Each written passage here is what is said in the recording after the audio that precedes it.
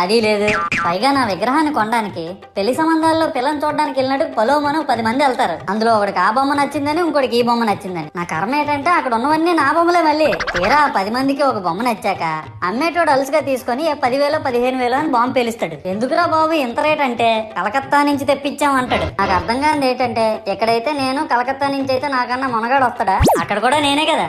ఇలా నన్ను బజార్లో పెట్టి బేరం ఆడి నా మొహానికి ముసుగేసి వ్యాన్ ఎక్కిస్తారు. ఆ వ్యాన్ డ్రైవర్ గాడు నేనున్నానని కూడా చూడకుండా ఏదో ఆలోచించుకుంటూ డ్రైవ్ చేస్తా గతకల్లో గబ్బి గుబ్బి అని తించేసి నా కాల్లో చెయ్యి ఎరగొట్టేస్తాడు. ఈ విషయం చందాలు ఇచ్చిన చిన్నోళ్ళకి తెలిస్తే మళ్ళీ ఇరిగిపోయిన బొమ్మ పెట్టకూడదని ఏ బొమ్మ రాసి కవర్ చేసేస్తాడు. సరేలే జరిగిందేదో జరిగింది, నా భక్తులే కదా, కూల్ బ్రో అని చిల్లయ్యే లోపు నన్ను పందిర్లో పెట్టి ముసుగు తీసి నాకన్నా పొడుగుండే సౌండ్ బాక్సులు 2 నా చెవులు పక్కన పెట్టి డీజే గణేష్ బ్రో అని చెప్పి నా పాటలను కూనీ చేస్తారు. సరేలే పిల్లలు కదా, ఇప్పుడు కాకపోతే ఎప్పుడు ఎంజాయ్ చేస్తారు, కాసేపట్లో పూజ స్టార్ట్ చేస్తారని వెయిట్ చేస్తా ఉంటే ఆ 5 రూపాయల వ్రతకల్పన బుక్ చూస్తే